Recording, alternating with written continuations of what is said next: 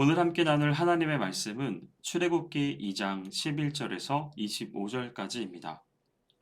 세월이 흘러 모세는 성인이 되었습니다. 그는 어느 날 자신의 동포인 이스라엘 백성의 중노동 현장을 방문하게 되었습니다. 그때 한 이집트인이 자신의 동포 한 명을 구타하는 장면을 목격하게 되었습니다. 모세는 사방을 살핀 뒤 그 이집트인을 때려 죽인 다음 모래 속에 파묻었습니다. 모세는 40세가 되어 자기 민족을 돌아볼 생각을 하고 왕궁에서 누릴 수 있는 죄악의 낙을 버리고 자기 민족의 고난에 함께하기로 결심했습니다. 그는 원통한 일 당하는 자기 민족을 보호하기 위해 애굽인을 죽인 것입니다. 40세가 된 모세는 자신이 비록 애굽 공주의 아들로 자랐지만 본디 히브리인의 아들이라는 사실을 알고 있었습니다. 자신의 정체성을 알고 있는 모세는 동족에 대한 애틋한 마음과 함께 박해받는 동족들의 모습을 의식했습니다. 그래서 모세는 동족의 강제 노동 현장에 갔다가 그들이 고되게 노역하는 것을 지나칠 수 없었습니다. 그는 나름 도리라고 여겼고 자기 민족을 위한 소명감에 그리하였습니다. 그러나 이는 하나님이 허락하신 사명은 아니었습니다. 그래서 그가 만든 소명의 불은 동족의 배신으로 인해 곧 꺼지고 맙니다. 모세가 이집트인의 시체를 모래 속에 감추었지만 사실은 목격자가 있었습니다. 이튿날 현장에 다시 나가보니 두 히브리인 형제가 몸싸움을 벌이고 있었습니다. 둘 중 명백히 먼저 잘못을 범한 사람이 있었습니다. 모세는 두 히브리인 동포의 싸움을 말리면서 그 잘못한 사람을 꾸짖습니다. 이때 그 히브리인은 오히려 모세에게 대들면서 모세가 지난날 행한 범행 현장을 다 지켜보았다는 사실을 밝힙니다. 나아가 그는 누가 너를 우리를 다스리는 자와 재판관으로 삼았느냐며 모세를 공격합니다. 이스라엘 백성들은 자신들을 위해 왕궁을 벌인 모세를 지도자로 인정하지 않았습니다. 모세의 살인이 동족을 위한 일인데도 그것을 파렴치한 위법 행위로 몰아 고소합니다. 바로에게 박해를 받으면서도 바로만이 자신들의 생존을 보장해주는 존재로 생각했기 때문입니다. 하나님을 전제로 하지 않으면 어느 시대든 지배 이데올로기에 포박되어 수능과 굴종만을 선택할 수밖에 없습니다. 일이 탄로 났음을 알게 된 모세는 두려움에 사로잡힙니다. 아무리 왕자의 신분이라고 해도 이집트 시민을 살해한 행위는 중벌에 처해질 것이기 때문입니다. 더구나 모세는 히브리인의 양자였기에 괘씸죄가 적용되어 사형을 피할 수 없었습니다. 결국 모세의 범행 사실이 파라오의 귀에 들렸습니다. 파라오는 모세를 체포하여 사형에 처하라는 지시를 내렸는데 이 소식을 들은 모세는 파라오를 피해 멀리 미디안 땅으로 도망쳤습니다. 미디안 땅에 숨어 지내던 모세는 어느 날 어떤 우물가에 앉았습니다. 아마 목을 축이기 위해 우물을 찾았던 것으로 보입니다. 마침 미디안 제사장의 7딸이 양떼를 몰고 물을 먹이러 왔습니다. 이때 주변에서 양을 치던 목자들이 늦게 양떼를 몰고 우물로 와서 미디안 제사장 딸들의 양떼를 내쫓고 물을 가로챈 것으로 보입니다. 일종의 새치기를 한 것이지요. 이때 모세가 나서서 여인들을 도왔습니다. 미디안 제사장의 딸들은 양떼를 몰고 집으로 돌아갑니다. 그녀들의 아버지 르우엘은 그녀들이 속히 돌아온 것을 보고 놀랐습니다.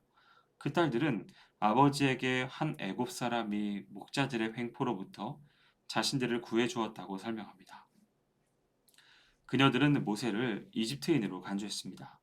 왜냐하면 그는 이집트 복장을 하고 있었기 때문입니다. 르우엘은 딸들을 도와준 사람에게 감사의 표시를 하기 위해 다시 딸들을 보내 집으로 초대합니다. 딸들은 아버지의 지시를 받고 다시 급하게 모세에게 갔습니다. 이 일을 계기로 모세는 그들과 함께 살게 되었고 결국 제사장의 딸 십보라와 결혼하여 사위가 됩니다. 미디안 광야에서 십보라와 결혼한 모세는 아들을 낳고 그 이름을 게르솜이라고 하였습니다. 그 이름의 뜻은 나그네라는 것입니다. 이는 고향에서 배척받고 나그네로 살고 있는 자신의 처지를 생각하여 지은 이름입니다. 애굽 땅의 이스라엘이든 광야의 모세든 모두 있어야 할 자리가 아니었습니다. 그곳에서는 나그네와 같은 삶인 것입니다. 모세에게 미디안 광야 생활 40년은 중요한 존재로 하나님의 부르심을 받기 전 철두철미하게 아무것도 아닌 존재로 지내던 시간이고 비로소 모세의 인격과 삶이 빚어지는 시간이 되었습니다. 비록 모세는 자기 백성을 구원하는 데 실패했지만 미디안 제사장의 딸들을 목자들의 손에서 건져 양들에게 물을 먹일 수 있게 해주었습니다. 부당한 고난을 보며 참지 못했던 모세는 결국 자기 민족을 건져 광야에서 물을 먹일 지도자가 될 것입니다. 지금은 동족에게 배척받고 이방 땅에서 객이 되었지만 그는 고난 속에서 점점 하나님의 사람으로 빚어질 것입니다. 하나님이 애굽의 궁정에서가 아닌 광야에서 의의 사람을 빚어 가셨듯이 의를 위해 나그네의 고난을 당하는 우리를 통해 또 다른 누군가를 살리실 것입니다. 다시 많은 시간이 흘렀습니다.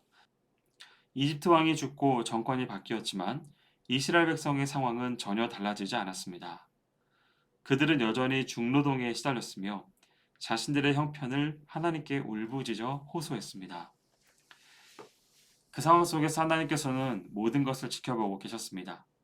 백성의 부르짖음을 들으셨고 무엇보다 그들의 조상들과 맺은 언약을 기억하셨습니다. 또한 그분은 그들을 돌보시고 그들의 형편을 아셨습니다. 백성들은 고된 노동 속에서 탄식하며 부르짖는 소리로 하나님께 호소하는데요. 하나님께서는 그들의 소리를 들으시고 기억하시고 돌보시고 아셨습니다. 구원자를 버린 이스라엘이 결국엔 바로의 학정에 못 이겨 부르짖습니다. 그들이 선택한 통치자의 실체 앞에서 좌절한 후에야 새로운 대안인 하나님을 찾기 시작한 것입니다.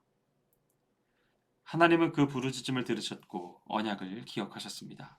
한 번도 잊은 적이 없으시기 때문입니다. 전체 이스라엘을 구원하신 일은 전적으로 하나님이 이루실 일입니다. 우리가 갖는 연민의 감정도 이 가운데 들어갈 자리가 아닙니다. 이 모든 영역은 하나님이 하십니다. 노아가 방주를 짓던 120년 세월처럼 모세의 궁정 40년, 광야 40년이 헛돼 보이지만 하나님의 구원은 이렇게 진행이 됩니다. 사람과 상황만 생각하면 낙심이 찾아올 수 있습니다. 광야의 세월은 우리를 지치게 하기에 충분하고 40년이라고 하는 시간은 우리에게 있어 너무나 긴 세월이기 때문입니다. 하지만 여기서 하나님을 생각하면 우리는 비로소 소망을 가질 수 있습니다. 우리는 당장 눈앞의 일들이 해결되지 않는 것으로 이기적인 모습을 보이곤 하는데요. 내가 원하는 것을 해주지 않는다고 해서 따지기도 합니다.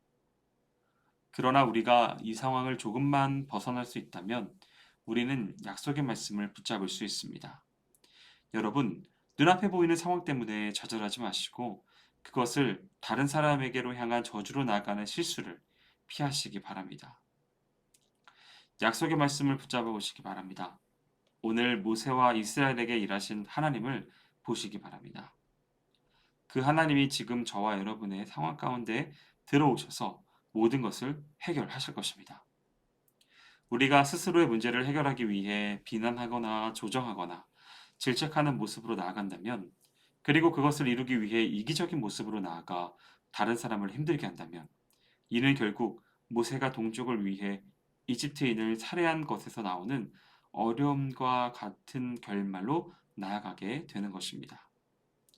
거기엔 하나님의 방법이 존재하지 않습니다. 여러분의 삶에서 일어나는 모든 일들이 하나님이 원하시는 일들로 가득하기를 소원합니다. 그렇게 빚어져 가시는 저와 여러분이 되기를 소원합니다.